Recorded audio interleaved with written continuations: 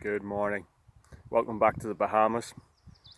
We have a nice sea breeze as well this morning, so the mids have been blown away too. It's a good start. I'm at a bit of a change of scenery today. For those who know it, this is a Garminy picnic area, just a little bit north of Craigmuir. There's a couple of white-tailed eagles that nest just near here, and they were just on the coast below me when I arrived. Today's message from Mull is you are born to move, and I can tell you that the geese population here, when the eagles took off, they were certainly born to move. There was mass panic on.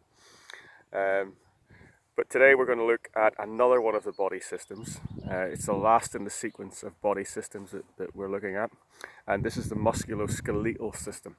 Now, we've looked at muscles and we've looked at your skeleton in isolation, but the musculoskeletal system really is our main framework for movement, and it's composed of 206 bones and over 600 muscles. So we're quite a feat of engineering really when you start to think about it. So we have muscles, we have bones, and we also have ligaments and tendons that help out in this process. And if you're not sure about the difference, basically a ligament attaches bone to bone, and they have a very high tensile strength that they're formed of something called collagen fibers.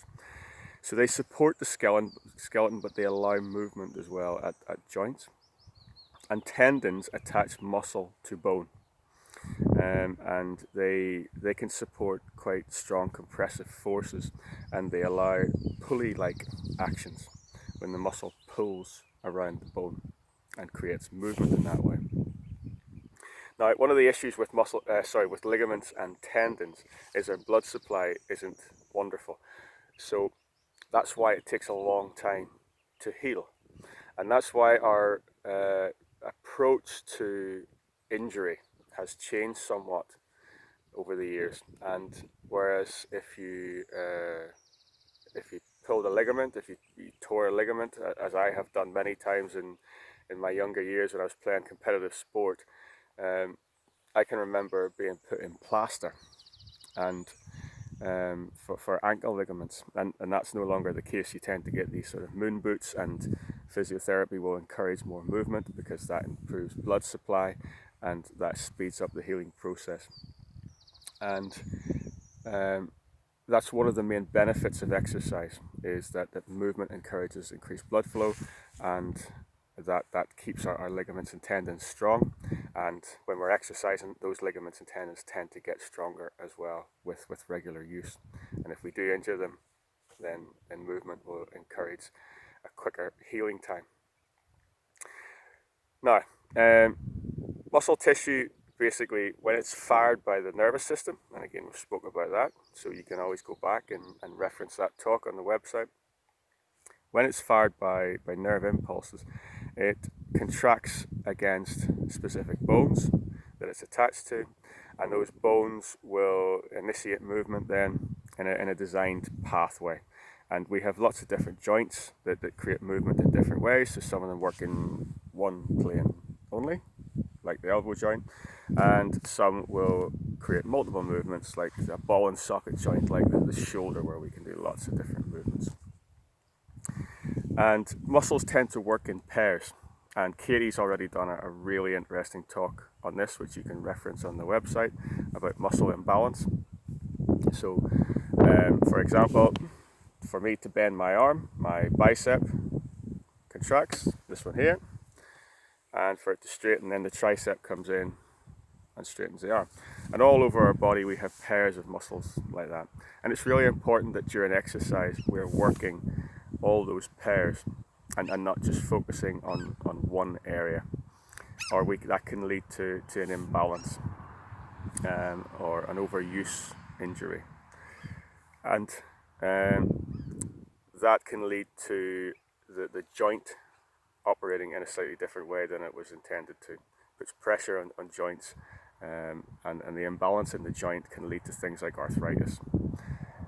That can also happen through lack of activity, and is much more common through lack of activity. So when we're not exercising on a regular basis and we become sedentary, we experience what's called atrophy in terms of our muscle tissue, so we lose muscle tissue, and that can end up with an imbalance and weak joints, and then we're far more likely to promote issues like arthritis. Now, other benefits of exercise in terms of the muscle tissue. Our muscle tissue will increase in size eventually. It doesn't happen immediately. So when we start to gain strength in the early days, it tends to be more around improved pathways between the brain and the muscle tissue itself. But with time, with the right type of training, with resistance training, and that doesn't have to be lifting big weights in the gym, that can be using your own body weight against you, which is what we're promoting in many of the exercises of the day and a lot of the classes that we do. We don't always use added resistance. Your bone tissue will get denser and stronger with regular exercise, again, especially with resistance training, and that reduces the risk of fracture. Especially in later life, as we get older, we tend to lose a bit of bone density, so really important that we're training on a regular basis. Your force and speed of movement will potentially increase as well. And again, in terms of your reaction time and our reactions to a trip, then this drastically reduces the risk of falls and also then fractures as a result of that. So it's not just about gaining strength, it's also a lot about speed of movement in terms of the exercise that we promote, and coordination, proprioception as well. Again, with reference to falls prevention.